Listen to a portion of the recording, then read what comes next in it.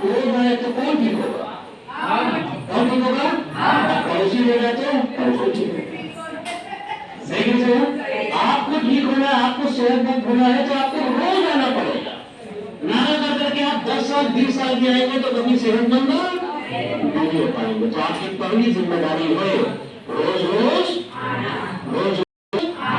बारिश हो रही है छाता लेके आ जाइए, ठंडा हो रही है तो जैकेट पहन के आ जाइए, स्वेटर पहन के आ जाइए, गर्मी हो रही है तो छाता लगा लीजिए। सही है, सुबह सुबह आपके घर पे चलीजिए। सही है नहीं सही? लेकिन बहाना करके हम सेहतमंद नहीं हो सकते हैं। मौसम बदलते रहेंगे, बारिश होती रहेगी, जाने आते जाते रहेंगे, गर्मी आती जाती रहेगी। सेहतमंद होना है तो 100 से 120 दिन हमको रेगुलर बिना गैप के थेरेपी करनी चाहिए। समझ में? समझ में? दूसरा टेस्टमनी, जब भी यहाँ पर आप आते हैं बहुत ऐसे लोग होते हैं विश्वास नहीं होता, बहुत सारे लोगों के दिमाग में चल रहा होता ठीक हो पाएंगे कि नहीं हो पाएंगे, मशीन ठीक कर पाएगी कि नहीं कर पाएगी, हम ठीक नहीं हो सकते हैं, 10 साल से तो डॉक्टर का इलाज कर रहे हैं, अब उम्र भी बहुत हो गई है, अब पता नहीं क्या होने वाला है, हमारे घर तो कुछ अच्छा ही नहीं होता है, शरीर बड़ा कमजोर हो गया है। तो ऐसे लोग होते ही नहीं होते, उनमें बैठे सर्जन में होते सो रहे होते हैं, डॉक्टर ने ऑपरेशन बताया, ऑपरेशन कराएगी, सर्जन इस्तेमाल करें, तो जो कंफ्यूजन होती है ना ये चीज अच्छी नहीं होती। सही सही? तो यहाँ पे मान लीजिए किसी को डायबिटीज है, डायबिटीज वाला इंसान बैठा है और कोई दूसरा व्यक्ति है उसको भी डायबिटीज है और माइक पकड़ के जब कोई इंसान टेस्ट नहीं देता है कि मेरी डायबिटीज इतने साल थेरेपी करके या इतने महीने थेरेपी करके नॉर्मल हो गई है, तो जो डायबिटीज वाला नया पेशेंट यहाँ पर बैठा हुआ है उसको अपने आप ही आपकी बात से विश्वास, और वो कहते हैं नहीं ये ठीक हो रहे हैं तो हम भी सेंटर पे ठीक हो सकते हैं। तो रिव्यू देना चाहिए कि नहीं देना चाहिए?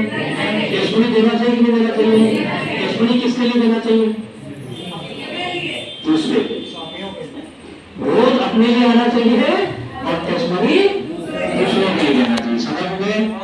अब आप रोज आए, आप सेहतमंद हो गए, आपने टेस्टमनी दी, लोग सेहतमंद होने लगे, ये सेंटर ने आपको पैसा सर्विस सब लगाया आप पे, तो ये सेंटर भी आपसे कुछ ना कुछ प्रॉफिट चाहता है। मेरी बात सही है? तो इस सेंटर के लिए आपने क्या काम किया? इस सेंटर के लिए जब आप सीएसवी करते हैं तो सर्जन सेंटर उससे चलते हैं, आगे बढ़ते हैं। समझ में? समझ में?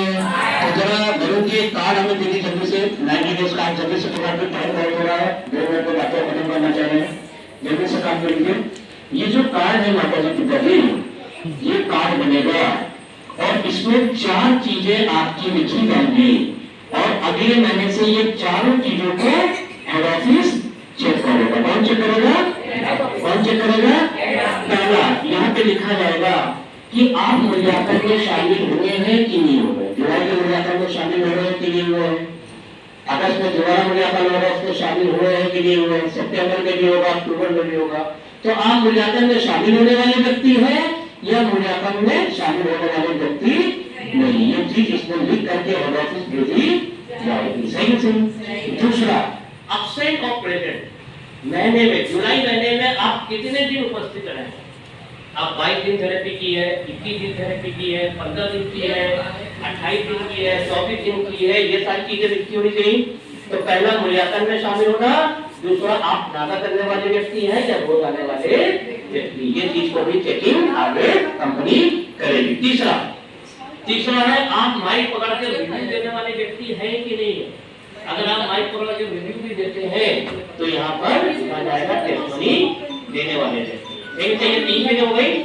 चौथा जो है वो आप सीएसपी करने वाले व्यक्ति हैं कि नहीं, कैसे पता चलेगा? जब भी आप सीएसपी करेंगे और नए व्यक्ति को 10 दिन हो जाएंगे तो आपके कार्ड पे जिसकी सीएसपी की है उसका नाम लिखा जाएगा। समझ में? आपने जुलाई में सीएसपी की है, 1 की है, 2 की है, 3 की, लिखा होना चाहिए कि लिखा होना चाहिए। अगर में आप कितने लोग की सीएसपी करेंगे लिखा होना चाहिए कि लिखा होना चाहिए। तो ये 4 चीजें लिखी। समझ में? समझ में? अब ध्यान रखिएगा माता जी पिताजी, जो व्यक्ति मूल्यांकन में शामिल नहीं होगा ऐसे लोगों से हम साफ हाथ जोड़ लेंगे। माता जी हम आपकी अब सेवा नहीं करेंगे क्योंकि आपकी वजह से मेरे नंबर जो मूल्यांकन में शामिल होते हैं उन्हीं की सेवा हम करते हैं। समझ में आगे बातें हो सकती है क्या? हो सकती है क्या? आप हमसे अगर फायदा उठा रहे हैं तो हम भी कहेंगे आपको हमें कुछ फायदा होना चाहिए। सही है कि सही है? तो पहला मूल्यांकन। दूसरा, अगर कोई व्यक्ति रेगुलर नहीं आता, महीने में 10 दिन खाली आता है, तो ऐसे व्यक्ति को भी कहती जाएगी कि इसको पैड कैंसिल कर दो। आना है तो रेगुलर आना है, वरना नाना करके जो लोग आते हैं, ऐसा व्यक्ति खुद नहीं सेहतमंद होना चाहता है तो सेंटर का पैसा ऐसे व्यक्ति को बर्बाद हो। सही सही। तीसरा, रिव्यू आपको देना चाहिए, ये भी तय होगा। चौथा, आप सीएचपी जब ज्यादा करते हैं तो हार्डर आगे बढ़ता है, लेकिन महीने में एक सीएचपी हर व्यक्ति को करना चाहिए। एक महीने की जो फीस है वो पैसा फीस नहीं है, लेकिन अगर आप किसी को सेहत दे देते हैं बस 6 दिन में यदि फीस आपकी मानी, तो महीने में आपको ऐसा व्यक्ति बनना है कि आप 4 से 2 की फीस अगर नहीं भी कर पा रहे हैं तो कोई बात नहीं, कम से कम एक आधे जरूर। आपने जुलाई में सीएसपी किया कि नहीं किया, यहाँ पे लिखा जाएगा। अगस्त में आपने सीएसपी किया कि नहीं किया, लिखा जाएगा।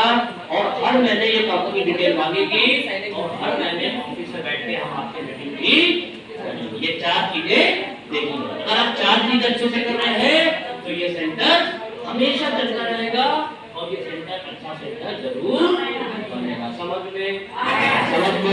हमारे सेंटर में 1000 में से 853 नंबर मिले और बहुत सारे नंबर हमारे कट गए, क्योंकि बहुत सारे लोग इस सेंटर को सपोर्ट नहीं कर रहे। मैं सबकी बात नहीं कर रहा हूँ, आप लोगों में से 70% लोग हैं जो रोज आते हैं, रोज मूल्यांकन में हमेशा शामिल होते हैं और मूल्यांकन में शामिल होने के साथ सीएसपी भी करते हैं, टेस्टमनी भी देते हैं। लेकिन 30% लोग ऐसे हैं जो इन जिम्मेदारी को पूरा नहीं कर पाते हैं, जिसकी वजह से नंबर भी हमारे कट रहे हैं। तो माता जी पिताजी, मैं आपसे अनुरोध करूंगा, ये सेंटर हमारा 2022 से पहले हमेशा नंबर 1 सेंटर रहता था, लेकिन अभी कुछ कमियां सेंटर में होने की वजह से हमारा सेंटर पिछले 4 सालों से बहुत ज्यादा नीचे की तरफ चला गया है। ये सेंटर में चाहता हूँ कि फिर से ये सेंटर उठे, फिर से ये सेंटर पहले की तरह पोस्टर बन जाए। सही सही। पहले मैं यही काम अच्छे से करता था तो हमारा सेंटर हमेशा टॉप करता था। अब पिछले 4 साल से ये काम अच्छे से नहीं हो रहा है तो हमारे सेंटर में 70% लोग सेंटर को आगे की तरफ भाग निकले हुए हैं और 30% ऐसे लोग हैं जिनकी वजह से सेंटर पीछे की तरफ जा रहा है। तो आप सबका अगर सहयोग मिल जाए तो आप सबकी सेहत भी अच्छी हो जाएगी और हमारा सेंटर भी नंबर 1 बन जाएगा। समझ में? तो एक बार मूल्यांकन में मुझे बहुत तकलीफ हुई। ये सेंटर रामादेवी इंडिया का बेस्ट सेंटर हो चुका है और अभी ये सेंटर कानपुर में भी सबसे पीछे चल रहा है। सही है? तो सब लोग, अगर हमारे माता पिताजी सब लोग मिलकर के सेंटर को अच्छा बनाए तो ये सेंटर अच्छा बन सकता है कि नहीं बन सकता है?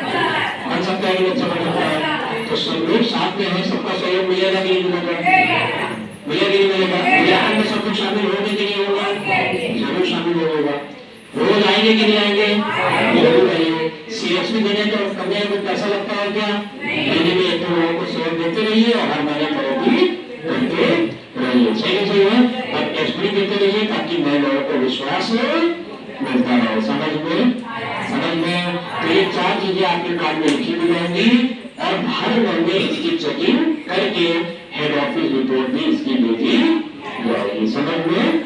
चलिए, बहुत बहुत शुक्रिया, बहुत बहुत धन्यवाद। आप लोग के लिए नए टोकन भी बन गए आ गए हैं। कल या परसों से नए टोकन आप लोग को दिए जाएंगे। टोकन जो है वो गले में पहन के बैठना होगा। कैसे बैठना होगा? कैसे बैठना होगा? और जब यहाँ से आप जाएंगे तो टोकन स्टाफ को, अगर स्टाफ लेना भूल जाए तो टोकन स्टाफ को जरूर दे दीजिएगा। ठीक है जी? अगर टोकन गलती से कभी घर में पहुंच जाए तो कोई चिंता करने की बात नहीं है। दूसरे में जब आइएगा तो टोकन आपको स्टाफ को दे दीजिएगा। समझ में?